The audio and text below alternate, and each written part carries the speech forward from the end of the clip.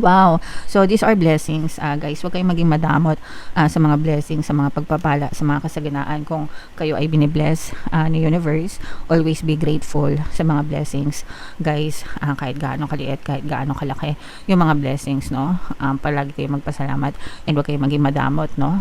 Kung may mga pagkakataon na makapag-share kayo ng mga excuse me, ng mga blessings sa kapwa natin, guys. Share your blessings and lalo pang magmumultiply ang mga pagpapala nyo, okay? So,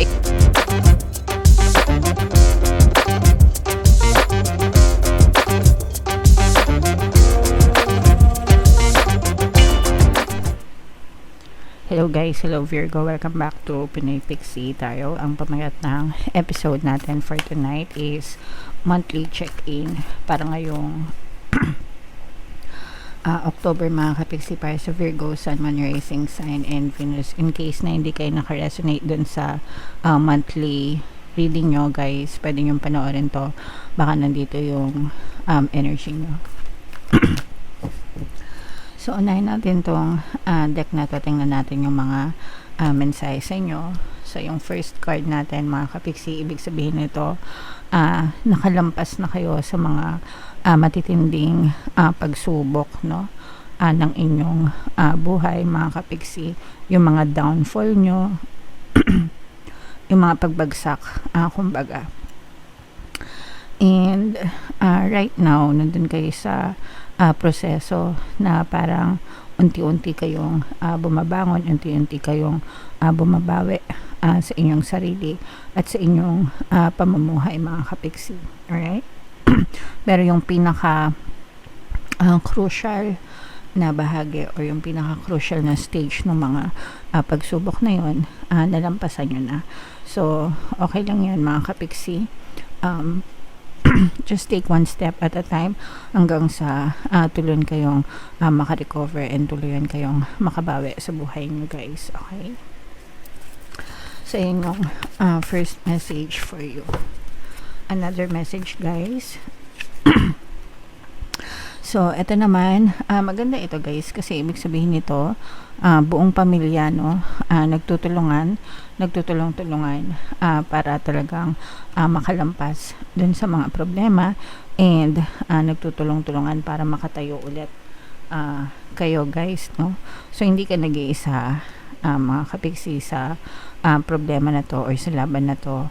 Magkakasama kayo ng inyong mga pamilya. Walang iwanan, walang bitawan, mga kapiksi. And another message, Virgo, ito naman, guys, no, parang nagde-dedicate kayo ng oras at panahon para sa mga pag-aaral, para sa mga pagsasaliksik, para sa mga pagpaplano, no, ng mga susunod na chapter ng buhay nyo, mga kapiksi.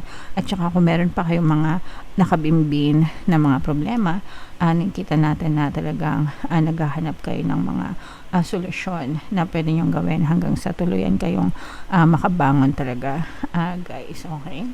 So again, no, take one step at a time, Virgo. Hindi naman yan biglaan. Ang importante nga, kagaya ng sabi ko, nalampasan nyo na yung crucial na stage ng mga problema na yan, guys. Okay? So, shuffle natin to. Hanapin natin yung energy ng Virgo, mga kapiksi. Habang sinushuffle ko to, panoorin nyo muna yung video natin regarding sa ating paano mag-manifest ng abundance video course.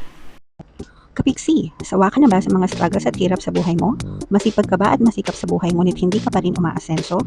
Ilang beses ka na bang nag-attempt mag-negosyo at mag-invest pero palagi ka pa rin nalulugi? Sa pagkakataon na ito ay maaaring may subconscious beliefs ka na nagiging balakid sa iyong pag-unlad at pagyaman. Introducing, paano mag-manifest ng abundance video course.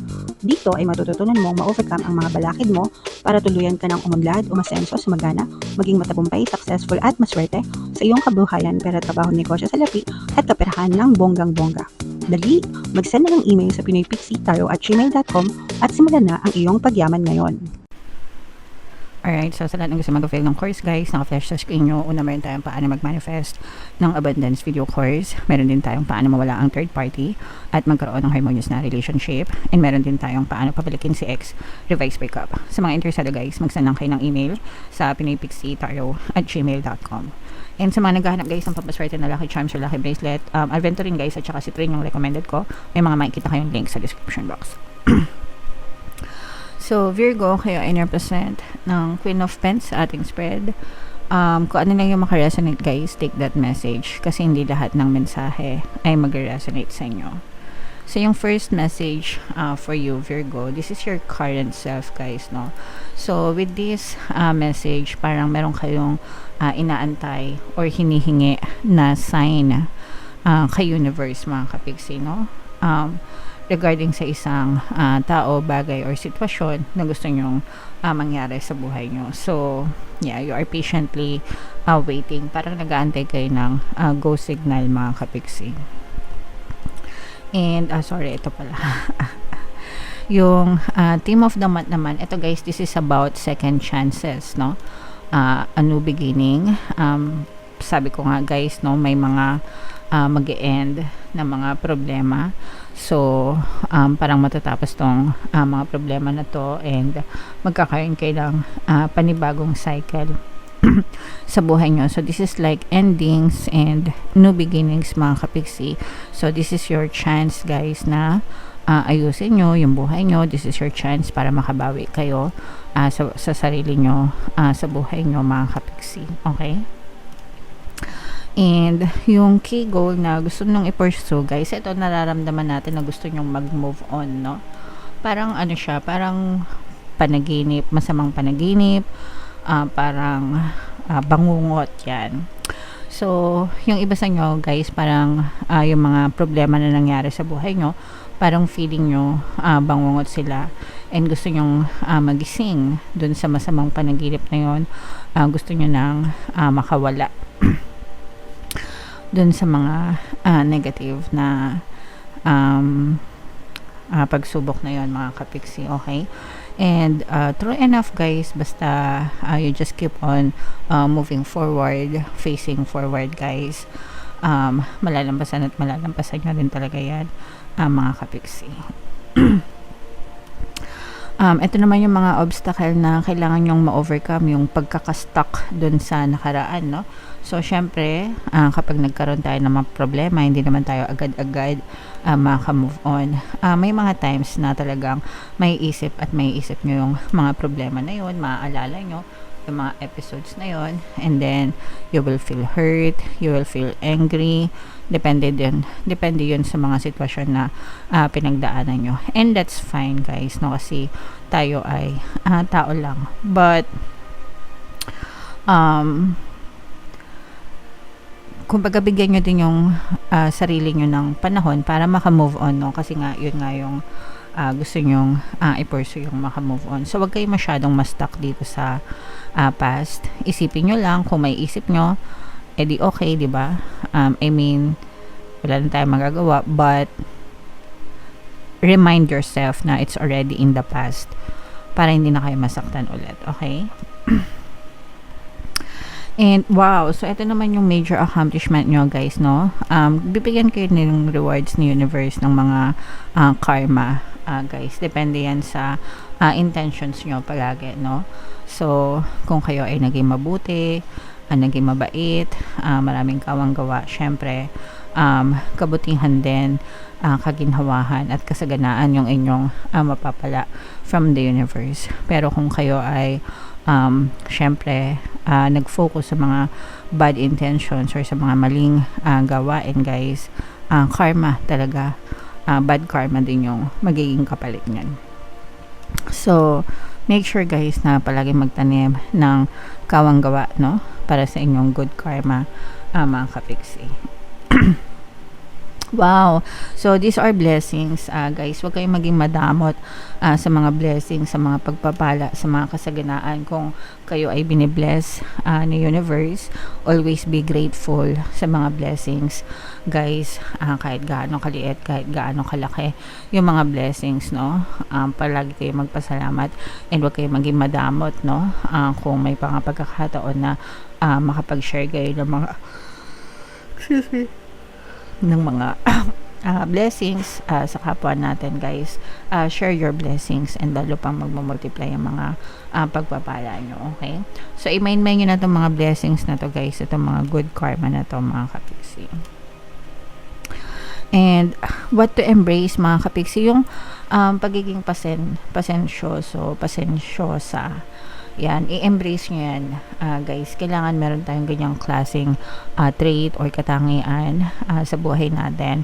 Kasi yung mga positive things or yung mga malalaking bagay, it really requires patience, no? Kailangan talaga mahaba yung pasensya natin and wag tayong mainipin kasi dadating at dadating din yan, ibibigay at ibibigay din yan ng universe sa atin. So dapat matuto tayong magkaroon ng maraming pasensya, guys. Wow naman. So where to find support, guys? Si universe mismo yung magsusupport sa inyo, guys, no? Si universe parang genie nyo yan, no? Ituring nyo siya na parang genie nyo. And the universe is always asking you, what do you want? And your wish is my command, okay? Ganun yan palagi, guys, no? So, make sure na yung isip nyo, yung tinatanim nyo sa subconscious mind nyo, is puro positive, mga kapiksi. Kasi doon lang kumukuha ng data sa universe, no? Kumbaga parang storage siya. So, doon lang siya magpupul ng data. Kung ano yung tinatanim nyo sa subconscious mind nyo, yun din yung pinagkakalab sa inyo ni universe pabalik, okay? So, yeah, the universe is always helping you. Guys, the universe mismo yung tumutulong sa inyo.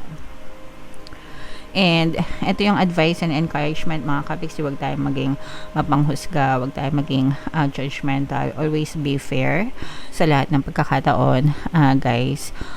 Kung ayaw nating ma-judge tayo, di ba? Huwag din tayong manghusga ng ibang tao, especially if hindi nyo naman naririnig yung mga story nila. Huwag tayong sausaw ng sausaw, mga kapiksi. Okay?